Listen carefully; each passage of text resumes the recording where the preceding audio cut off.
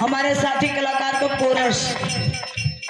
Chorus master ये देखिए गुरु जी की ओर से 51 रुपये के सम्मान किए। जय भीम नमो बुद्धाय। तुम तनी तोहरी याद खूब तोहरी उला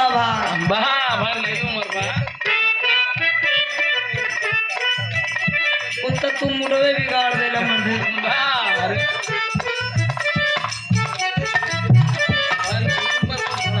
अरे तोहरी आवे का तरह भाई उम्र में चारों बार कर दिया बाबू सही है ना बाबू। अरे मैं बैठो नहीं सहयोग दे ले रही था ऐसे ही बिटियाओ गरियाओं की भाई।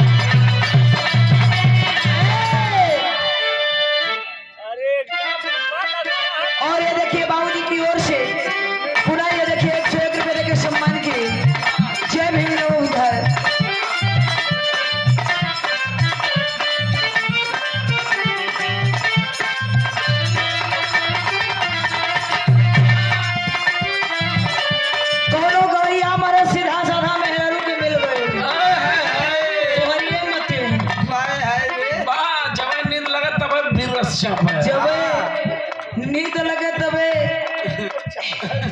हाँ पूरे ठगनिया जा हाँ मेरा रोज उनके भाग चले जब नहीं समय जब गहरी नींद में आवे लगे जब ताल ठोके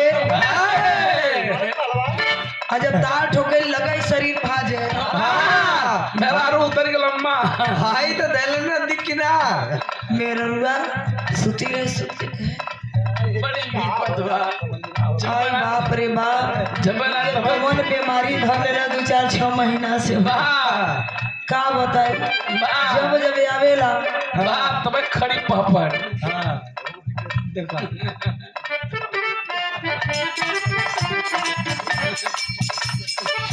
जब जब आवेला तब तब एक नहीं बनत रहेला का करी जब ससुराल से नहीं है गईली अपने पति के बात बताओ तरी अपने सखिया से जब मन करो तबे खड़ी लग जाला जब मन करला तबे ऐसे बैठे लगेला देखे गुड़िया तोड़ देला मां उतना ना रुमाल दो नचने लगाला वो तनिए ना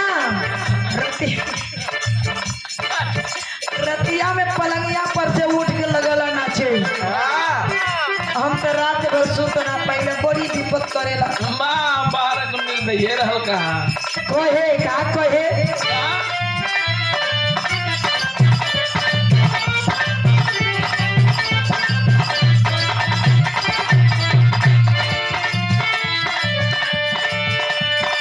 सही गवैया मिलन करे रोमांस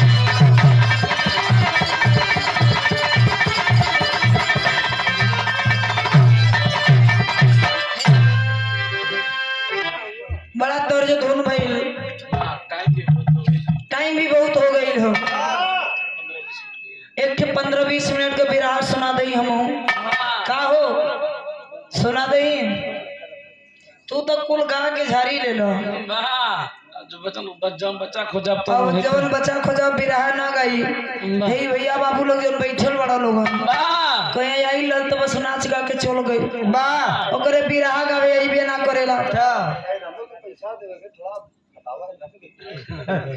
हाँ इन्हें फोकट मिले थे दान कहाँ करे बेचारा वैसे मोल चौड़ा पीटत पीटत हालत खराब बा। उधर से लोग कहे ना कि जिंदा चौड़ा इनके सबके नसीब में है ये ना हो जिंदा भी पहले तो बुआ दिया ना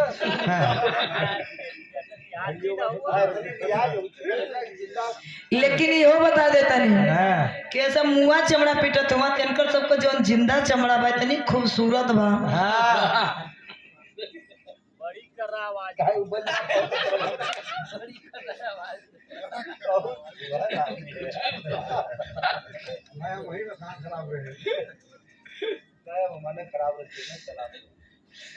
तो के ना कहती यार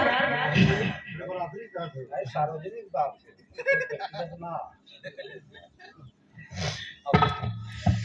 चलिए हंसी मजाक तो बहुत अपने जगह है।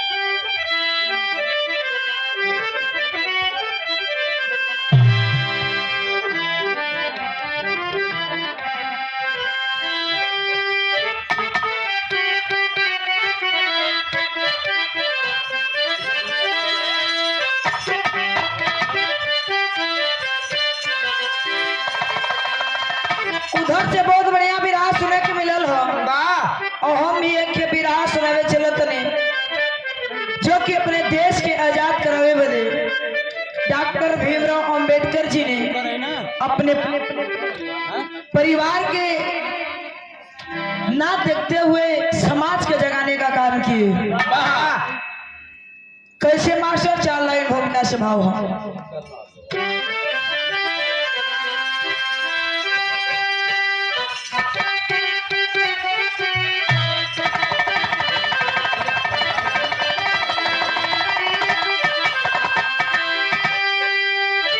भीमा बाई रामाजी राव के जाने ला जहाना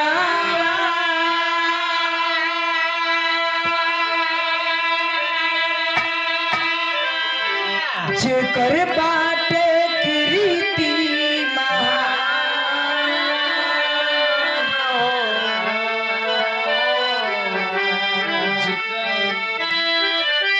भीमा माई गोदिया में लिहले जनमा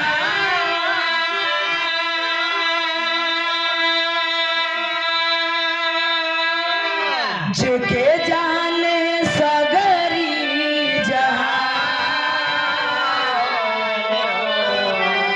जेके जाने सगरी जहां अपन मतरिया के अनमोल रतना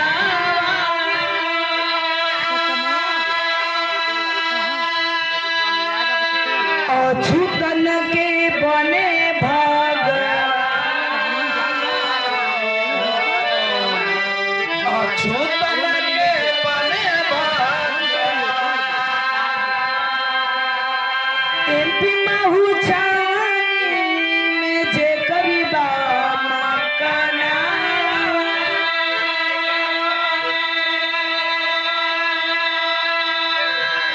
दलितन के खेवे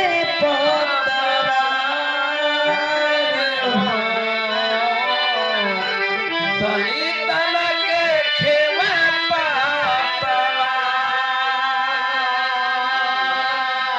अरे बाबू डॉक्टर भीमराव अंबेडकर के पिताजी जेकर नाम बताया जाता है रामजीराव मतारी का नाम भीमाबाई भीमाबाई का 14वां रतन जौनी समय गोद में अइलन मई के खुशी समैले ना समात हो। अरे बाबू धीरे धीरे समय के व्यतीत होत हो और समय बीतत हो करे साथ साथ डॉक्टर भीमराव अंबेडकर भी धीरे धीरे बड़ा होत हो। कुछ ही दिन के बाद मई बाबू का साया रूठ गई। चौनीस में पहले के लोग छोट छोट रहे तबे शादी हो जाए। आज का तो लोग 20 साल 25 साल 22 साल लोग जोहत हुआ। पहले के लोग इतना ना जो है छोटे पर बचपन पे शादी कर दे और जब बचपन पे शादी भइल के कर डॉक्टर भीमराव अंबेडकर का उनके दुल्हन का नाम बताया जाता है रमाबाई। रमाबाई और भीमराव अंबेडकर जी के बीच में 5 लड़का हो। 4 लड़का 1 लड़की। चौने लड़की के छोट लड़की का नाम बताया जाला इंदू। अरे बाबू समय के भीतर था माई बाबू के साया उठ गई। समय देखत हो डॉक्टर भीमराव अंबेडकर की इतनी छुआछूत इतना स्कूल के बहरे पढ़े कि बाबू स्कूल में पढ़े के उन लोगन का अधिकार ना रहल। स्कूल के बहरे पढ़े दरवाजे पे बैठ के बाबा भीमराव अंबेडकर जी ने पढ़े और पढ़ के 32 डिग्रियां प्राप्त किए। 32 डिग्रियां जब प्राप्त किए उनके मन में अभिलाषा थी, एक ही उनके मन में विचार था कि अपने समाज को जगाना है, अपने ये छुआछूत हटाना है। कैसे मास्टर?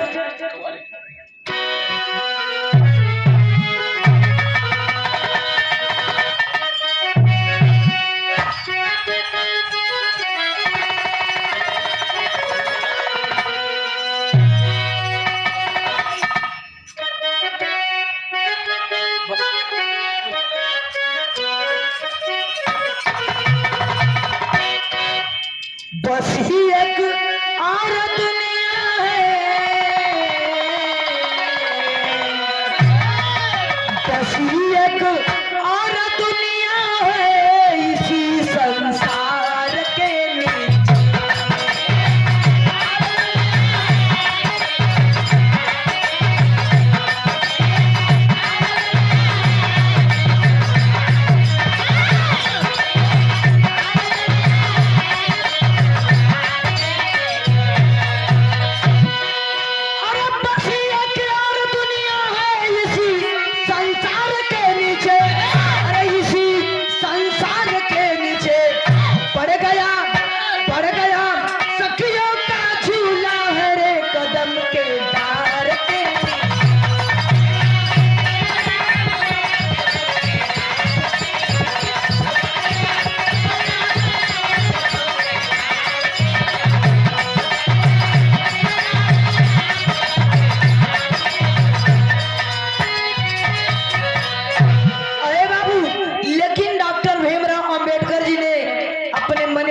अभिलाषा थी, हमको देश को जगाना है, ये छुआछूत हटाना है। इसीलिए भगवान कहे वैसे ये तो गजल थी, गजल के अंदर भाव बड़ी सुंदर है।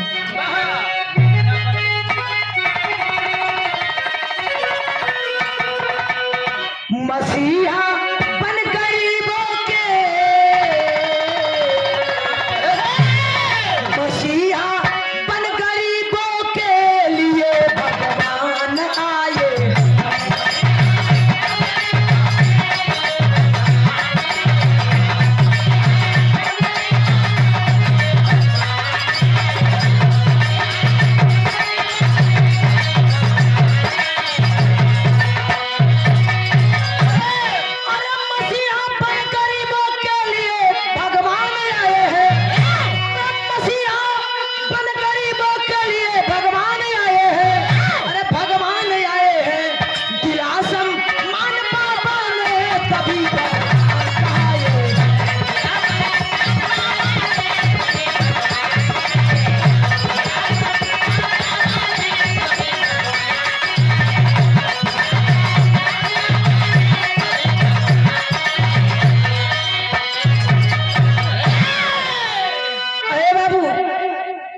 कहानी कर रहे हैं ऐसे शुरुआत बा नजम के लाइन से। वाह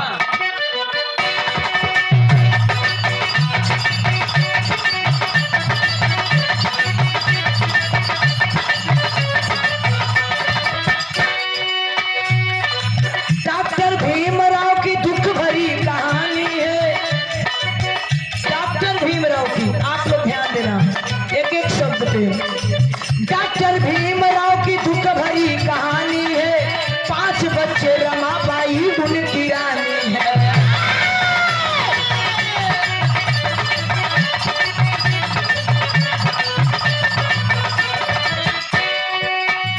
लड़ूंगा हक की लड़ाई तब फरमान किए, उसी में अपने 4 बच्चों को कुर्बान किए।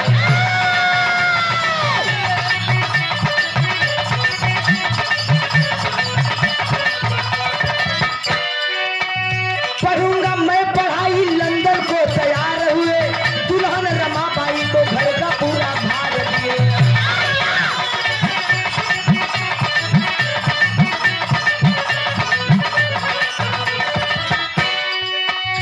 गरीबी में नहीं मिलता कभी निवाला है, पिला के पानी अपने बच्चों को बताता है।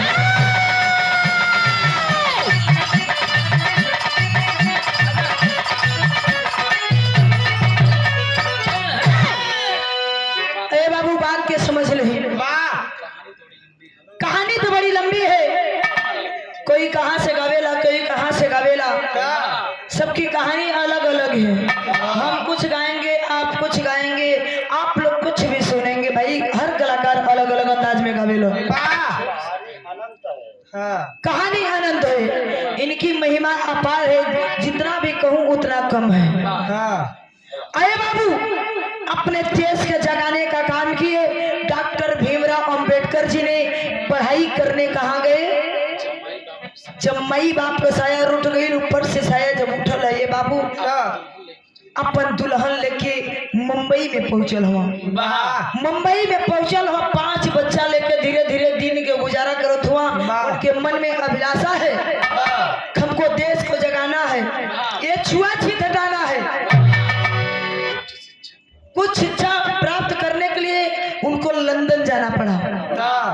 उनको लंदन जाना पड़ा। एक बड़ौदा के गायकवाड़ राजा बताए जाते हैं। उनको जो बोले कि कोई भी बच्चा अगर पढ़ना चाहता है विदेश में जाकर तो मैं उसका मदद करूंगा। अरे बाबू जब इतनी बतिया डॉक्टर भीमराव अंबेडकर जी ने सुने हुआ तो गायकवाड़ राजा से अर्जी कैले हुआ कलन के हम भी पढ़े जाई। गायकवाड़ राजा उनके भेजला विदेश में पढ़े बदे, और जब वहाँ पढ़े बदे भेजला उनकर बतिया तो वहाँ छोड़ दे। कोलंबिया यूनिवर्सिटी उनकर पढ़ाई चालू है, लेकिन उनकर बतिया बाबा साहब को वहाँ छोड़ दे। जो दुल्हन 5 बच्चा लेके मुंबई में बाड़ी, उनकर कहानी सुनी। उनकर काम का रहल कैसे मास्टर गीत लगल।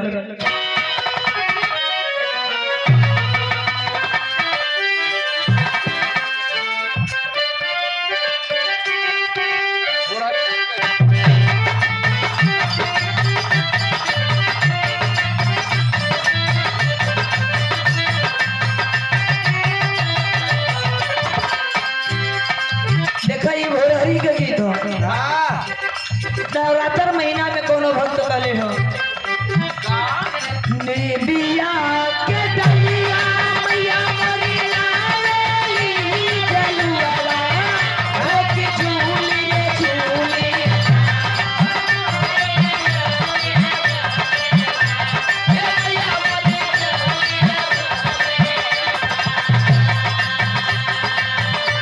नेबिया के डलिया मैया मरिया रेली जलुआरा हो के झूली रे झूली। मैया मरी गावे गीतिया हो के झूली रे झूली।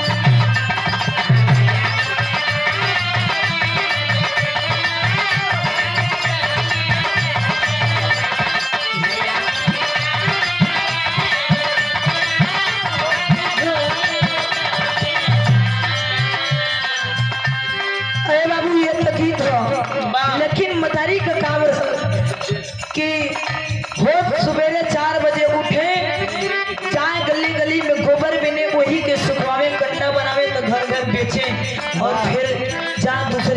बर्तन और झाड़ू पोछा करे, वही सुनकर दिन गुजारा होता। बचपन के एक टाइम खाना मिले तो एक टाइम बदे सोचे के हो, सांझे मिले तो सवेरे बदे सोचे के हो कि अपने बचपन के का खियाई।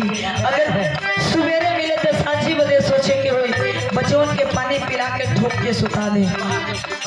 और जब सुता दे हे बाबू जाग के रमाबाई मतारी आड़े बैठ के रोए कि बचपन के आज तक पानी पिला के सुता देली, लेकिन पिहने का खियाई अपने छोट छोट मनोन। कैसे रोए मास्टर?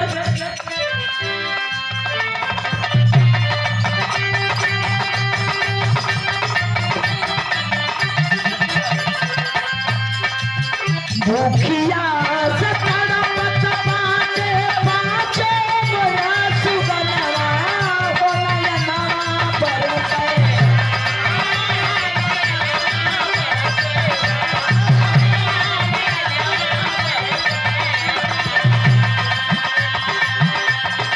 आई कैसे सोचेली भोजनवा नयनवा बरसे।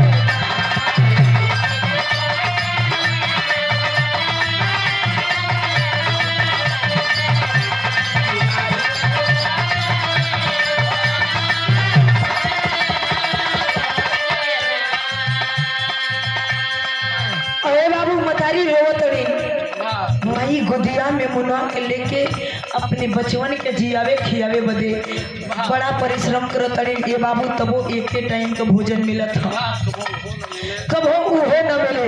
उहे गोबर कंडा बिन के आधा अपने बचवन के खियावे और आधा डॉक्टर भीमराव अंबेडकर के पढ़ाई बदे पैसा रखे। धीरे धीरे दिन के गुजरत हो, कुछ दिन के बाद बिना खैले बचवा कमजोर हो गए। बचवा जब कमजोर हो गए बिना खैले मतारी खियावत नहीं, एक टाइम ना मिलत भोजन, लेकिन अपने पति के तनिको डिस्टर्ब बना कर रखनी। उनके डिस्टर्ब बनाकर फिर कुछ दिन के बाद उनका दूसरा लड़का बीमार हो गई। बीमार भई जेकर नाम बताया जाला बाबू रमेश। बुखार से एकदम व्याकुल हुआ, मतारी गोद में लेके लड़का के रो तड़ी। कैसे?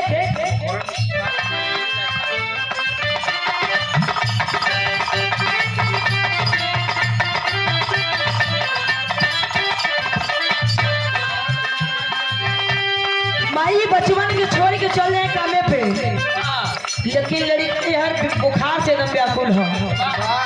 करे का? कैसे?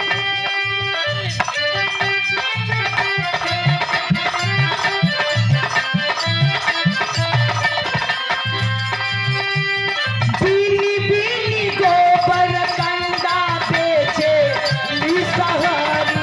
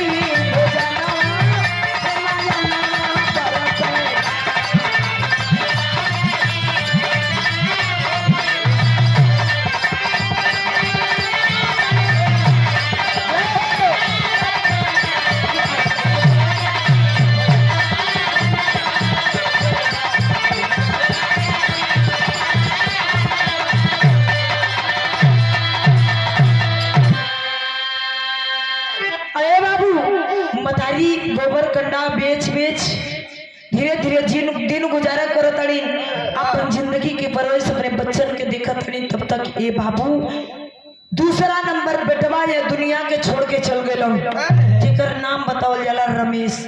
रमेश ये दुनिया से जब छोड़ के चल गए ना, ये बाबू मथरी धोतिया का आंचल फाड़ के अपने बचवा के कफन बना के ले जाके दफन करवा दे।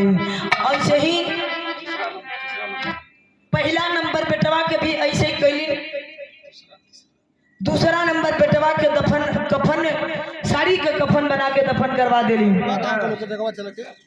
अब लेकिन बताओ जला माई का जवन आंखी का पुतरी लड़की बता, दूठे लड़का ते दुनिया के छोड़ के चल गए, बचला के तीन लड़का बचल, तीन लड़का लेके माई परवरिश करत अड़ी। कैसे मास्टर?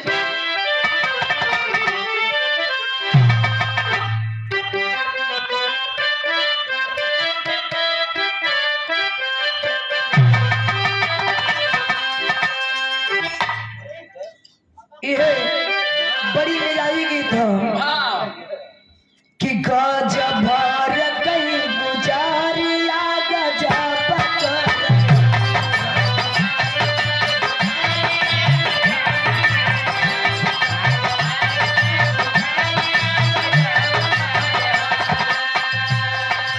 जब पाजरा बोलाए आप ताप कर रहे हो, जब पाजरा बोलाए आप ताप कर रहे हो, गजब भर कहीं गुजारिया गजब कर रहे हो।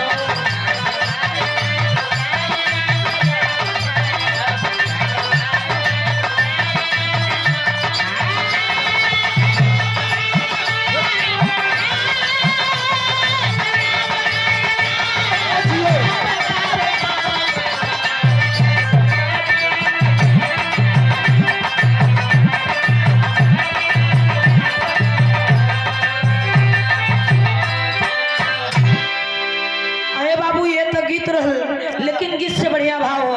मतारी बिटिया के बुखार में एकदम व्याकुल बड़ी, मतारी काम पर से अली, देखली कि बिटिया के बुखार चढ़ल है, पानी के पट्टी चढ़ावो तड़े, कुछ पैसा रखले बड़ी गोबर गंडा बेच बेच के, सोचली कि लड़की के अपने बिटिया के अपने दवाई करा दे हम। जैसे ही मतारी नवा धोआ के तैयार भइल, जब नवा धोआ के तैयार भइली तब तक डॉक्टर भीमराव अंबेडकर के चिट्ठी आ गई।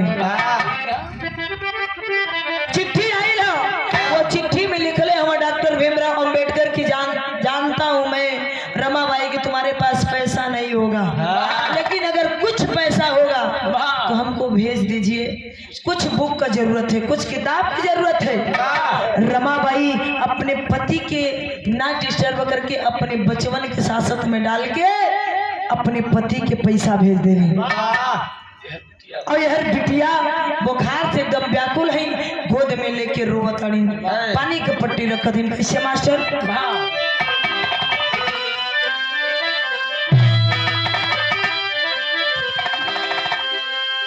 लेके गोदिया में रोवैया पन्नाई,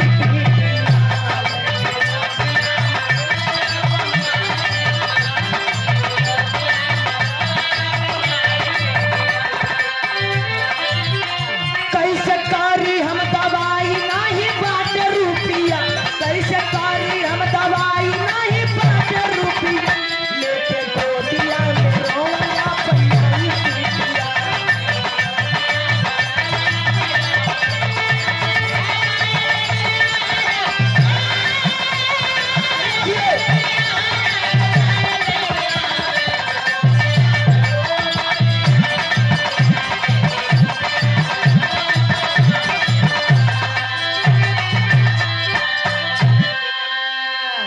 कैसे करी हम दवाई नहीं बाटे रुपया, मतारी गोदी में लेके बचवा अपनी बच्ची के रोत है, सोचे तनी कि ये कहूँ रुपया घर में ना हो, कैसे हम अपने बच्ची के दवाई कराई।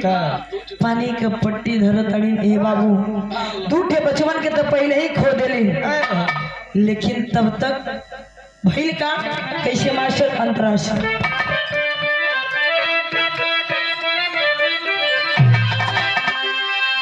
और दवाई से भेंट नहीं भई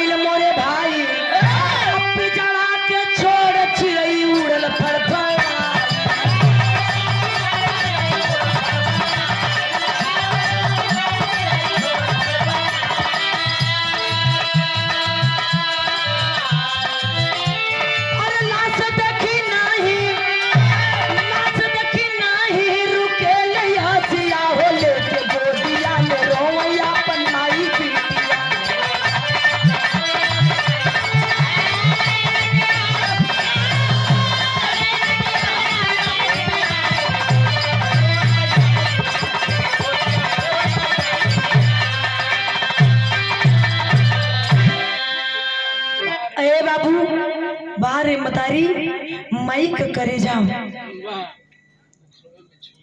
वो घरवे में छोड़ के बेटीवा के अपने काम करे। ए बाबू जाके गोबर कंडा बीन के बेच के अपने बचवन के वही से पेट पालत रही।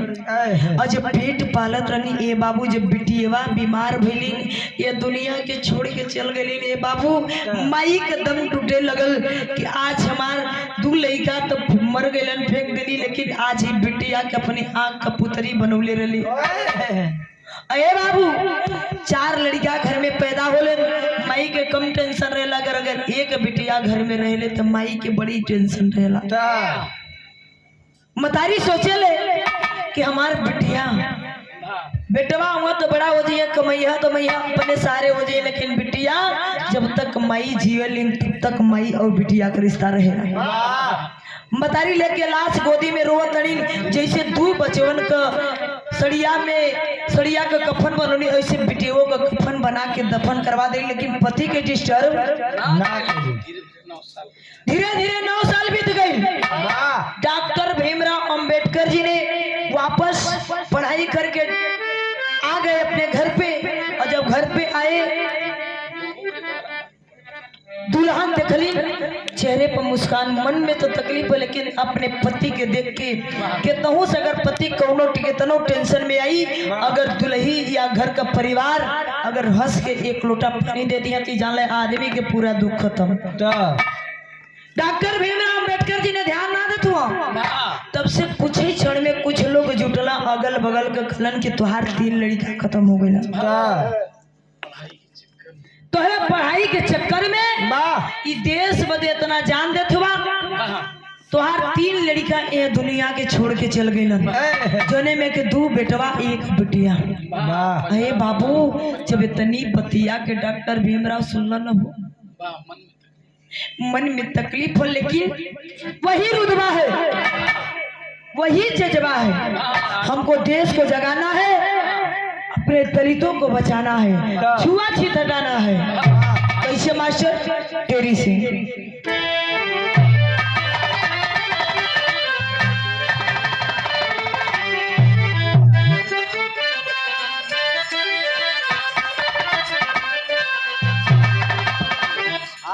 अरे भाव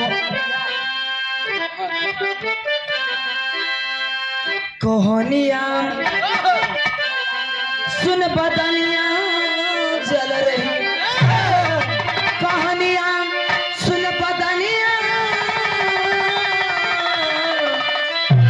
कहानिया सुन बदनिया जल रही शिक्षा पाके आया बालक बन गुड़िया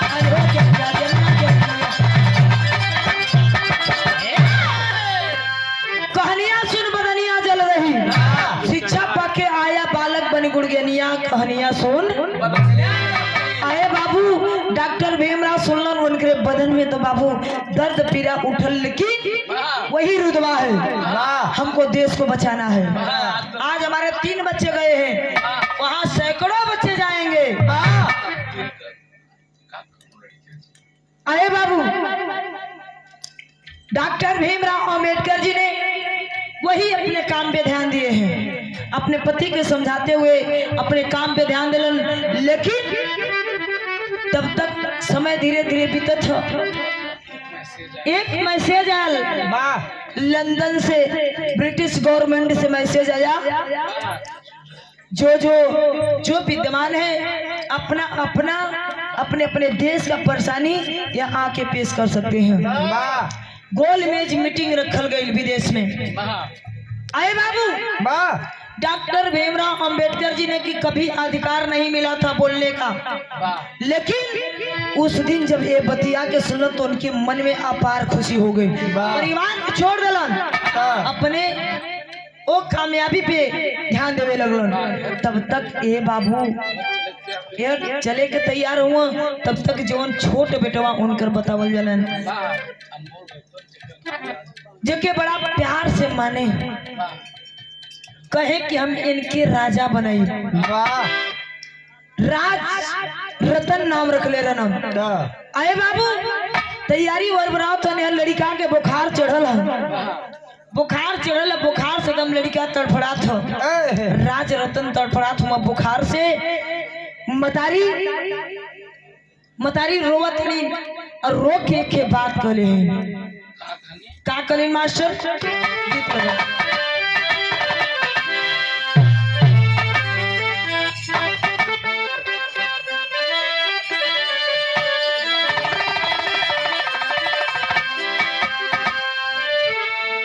कि बाबू दरोगा जी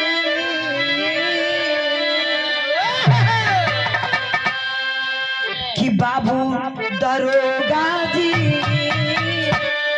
कौने गुनहिया बंधला पियावा मोर की बाबू दरोगा जी।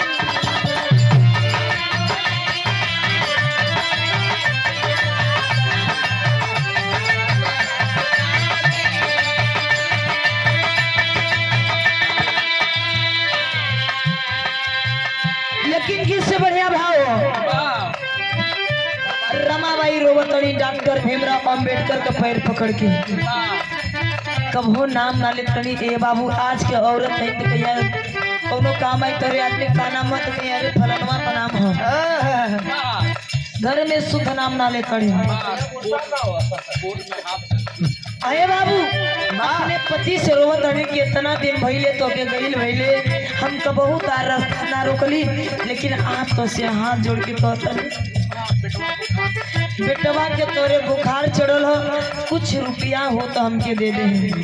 अरे बाबू डॉक्टर भीमराव जकिटिया में हथवा डलन कुटिया में हथवा डलन निकलन ना। जब निकलना ना रमाबाई जाके दौड़ के हथवा पकड़ के निकालत है कि कहू रुपया ना हो। रमाबाई रास्ता से हट गई। डॉक्टर भीमराव अंबेडकर जी ने चल दिए। तब तक मतारी आके गोदिया में लड़कवा के उठा के ओके सहलावत नहीं तब तक गजब हो गई। मास्टर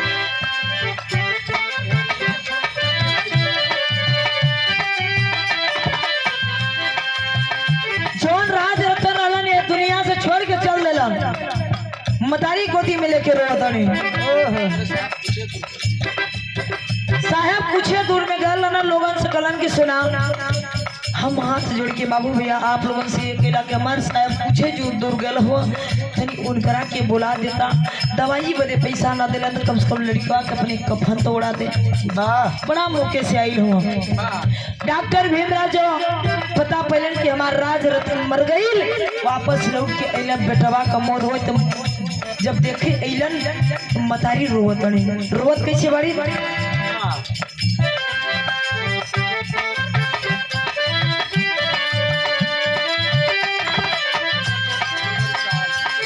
कि अरे मोरी साहब जी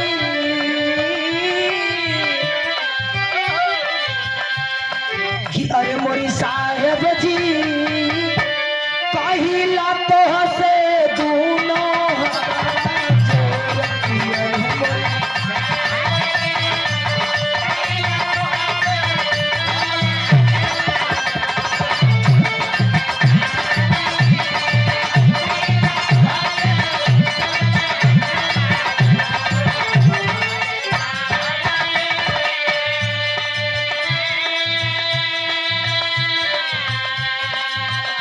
अरे के राजा बोलावत रहल तू गइल नाता तोड़ और काहे तेरे जब पाथर करेला अरे काहे तेरे जब पाथर करेला चाल तू आवाम मोदती अरे मोरे साहब जी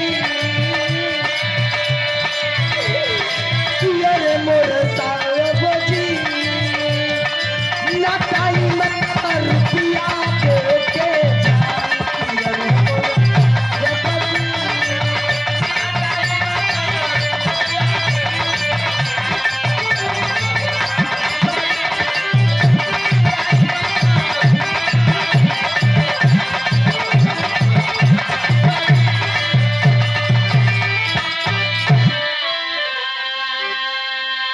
अरे बाबू रमाबाई रोवत अड़ी आग से आंसू सावन बादों के धार के तरह आंख से आंसू बहुत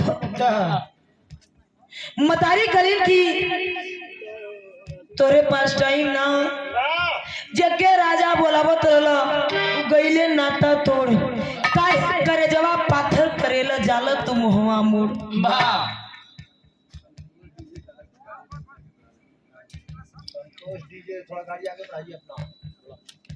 संत जात हूँ अरे बाबू मतारी रोवत हड़ी बेटवा के लेके, लेकिन डॉक्टर भीमराव अंबेडकर जी ने कहे अरे रमा भाई आज तो राज रतन मरा है, अगर उस मीटिंग में नहीं जाऊंगा तो यानी कितने राज रतन मरेंगे, करोड़ों लाखों राज रतन मरेंगे, इसलिए हमारा रास्ता छोड़ दीजिए, हमको जाना जरूरी है। आए बाबू मतारी रास्ता के छोड़ देनी, फिर वहू लड़का के अपने सड़िया का कफन बना के दफन करवा देनी। और जब दफन करवा देनी ए बाबू डॉक्टर भीमराव अंबेडकर जी ने पहुंचले कहाँ, गोल मेज मीटिंग में। सबकी बात हो चुकी थी, डॉक्टर भीमराव अंबेडकर जी की बची थी। खींच लगल मास्टर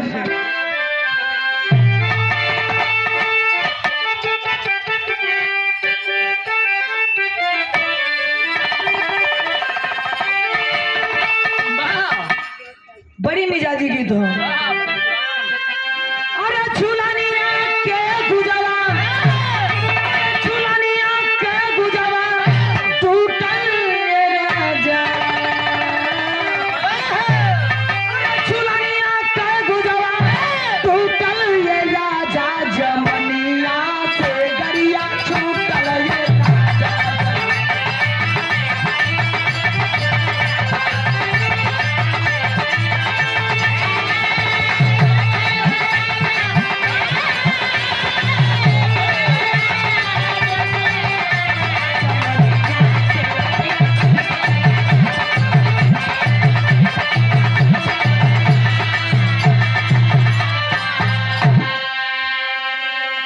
और ये देखिए दुल्हे राजा की ओर से 101 रुपए देके सम्मान किए, और दुल्हे राजा का जीजा जी 101 रुपए देके सम्मान किए, दुल्हे राजा का छोट भाई संजय भैया की ओर से देखिए 51 रुपए देके सम्मान किए।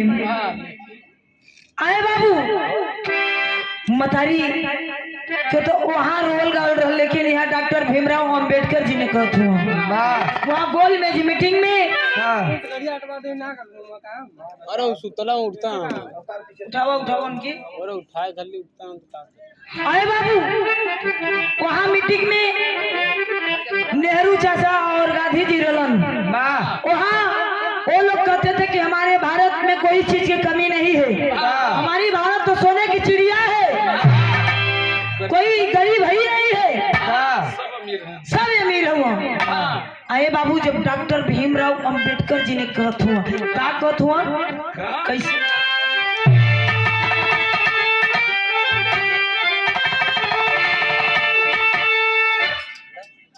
अरे भीमराव अंबेडकर ने, अरे भीमराव अंबेडकर ने दुखड़ा सुनाए, अरे भीमराव अंबेडकर ने दुखड़ा सुनाई, बतावा बाबूजी कैसे होई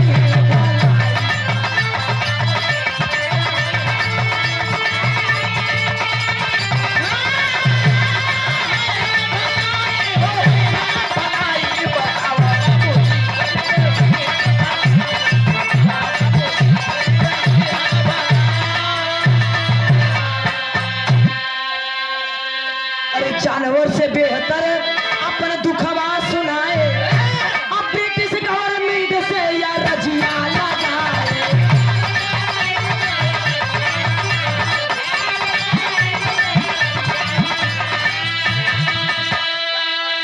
अरे चाचा खातिर भेज दिहले, अरे चाचा खातिर भेजले कमिश्नर पठाई, बतावा बाबूजी कैसे होई है।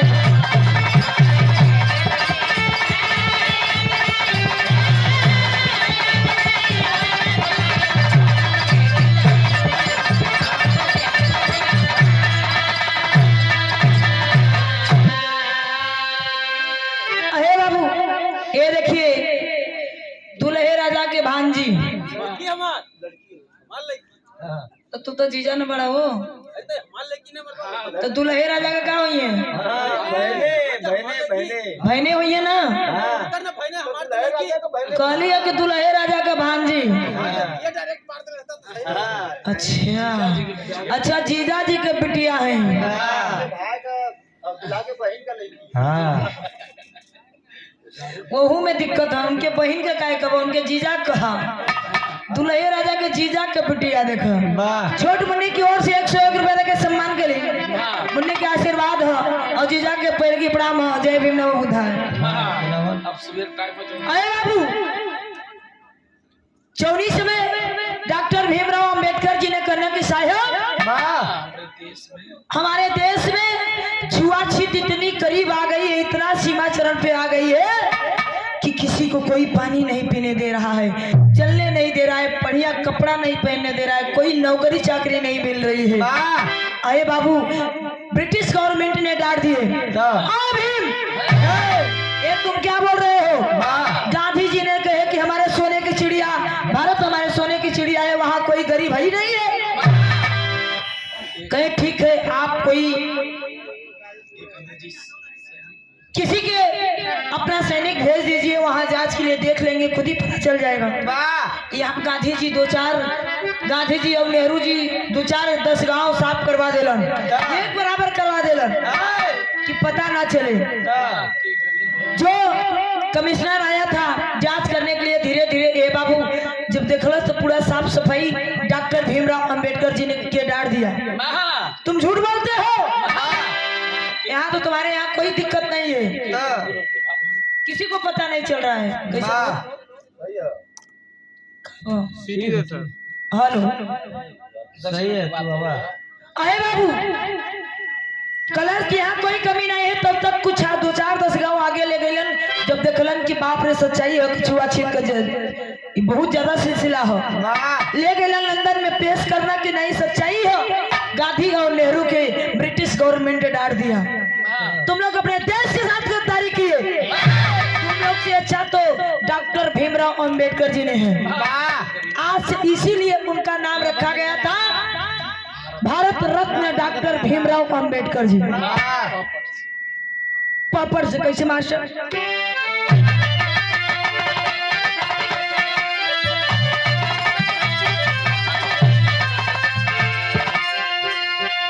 अरे अंग्रेजी सैनिक से किए बयानवा शासन कैसन बा, अंग्रेजी सैनिक से किए बयानवा शासन कैसन बा, अब बौद्ध धर्म का करने लगे बकनवा शासन कैसन बा।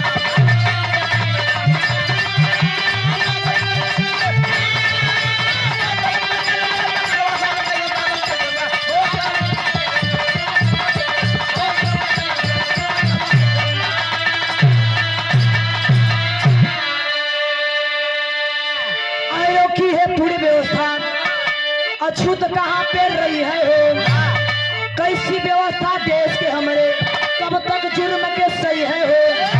अरे समर भूमि में कूद गए जवानावा शासन कैसन बा, अरे समर भूमि में कूद गए जवानावा शासन कैसन बा, जानी जिनके जाने ला जवानावा शासन कैसन। अरे बाबू कलन तोरे से निक्त बौद्ध धर्म हो, जो कि नेपाल से चलल हो, घूम घूम के सबके ज्ञान देवेलन। वहाँ बाभन ठाकुर कोल चमार के पता ना चलेला, एक थरी हम लोग खा लेन, एक साथ बैठ के खा लेन। डॉक्टर भीमराव अंबेडकर जी ने उसी समय बौद्ध धर्म अपना लिए, उनके साथ कम से कम लाखों लोग अपनाए, 100 में कम से कम 90% लोग अपनाए। अलहस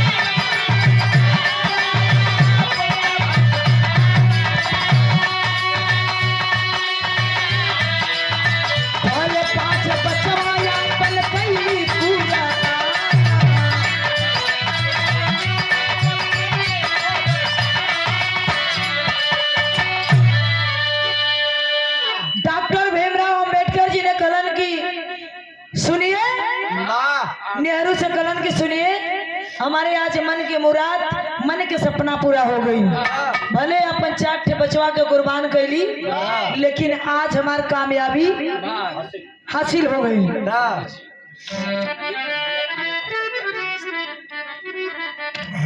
जाकर के पेश किया। अंग्रेजी शासन ने जाके वहाँ पेश किया कि नहीं सच्चाई है, हिंदुस्तान में सच्चाई है कि छुआछूत है। उसी समय से बाबा साहब ने वही जगह पे कह दिए, जितना कुआं इनारा सरकारी रहेगा कोई किसी को नहीं रोकेगा, चाहे स्कूल हो चाहे कोई भी सरकारी कार्य काम रही, कोई किसी को नहीं रोकेगा। उसी समय से बाबू छुआछूत धीरे धीरे धीरे धीरे अपने में धीरे धीरे बिरकने लगा। 100 में 90% हो गई, 10% और बचल हो खड़ी से। खत्म हो भी कहाँ हो?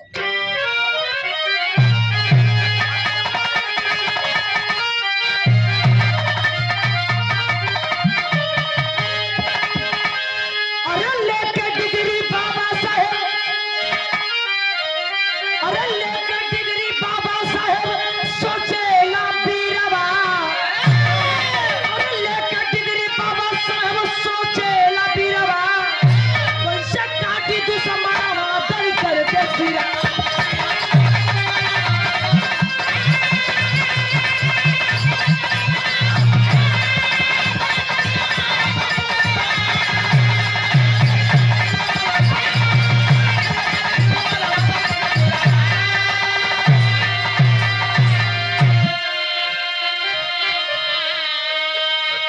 करज के बाबा साहेब बोले, सुन ले कुटिर कसाई, नेहरू मुस्लिम सिख ईसाई में किए समझौता जाई।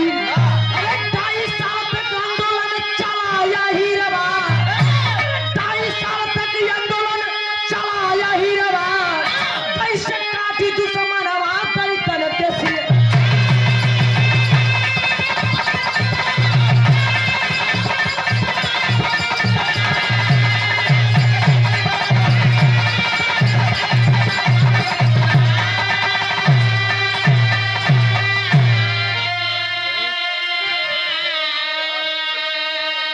अरे बाबू 24 में बाबा साहब की धर्म पत्नी भी ये दुनिया के छोड़ के चल गई। एक ही बचवा के लेके अपन चलत हुआ।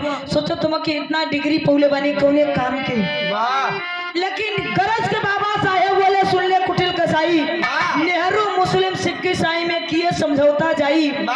2.5 साल तक आंदोलन चलाया ही रवा, कैसे काटी दुश्मनवा दलितन के सिरवा। डॉक्टर भीमराव अंबेडकर जी ने खड़ा हो गए, लड़ाई लड़के पूरा अधिकार दिलाए हम लोग के, कि जो आज पानी पीने के लिए सरकारी नौकरी है, स्कूल का पढ़ाई आज के डेट में पता ही नहीं चलता है कौन छोट बिरादरी का लड़का है, कौन बड़ बिरादरी का है। बार बाबा साहब, बार रमाबाई मतारी, आज उनकर देन है कि आज हम लोग एकदम आजादी के साथ हैं। आखिरी लाइन गुरु हरण।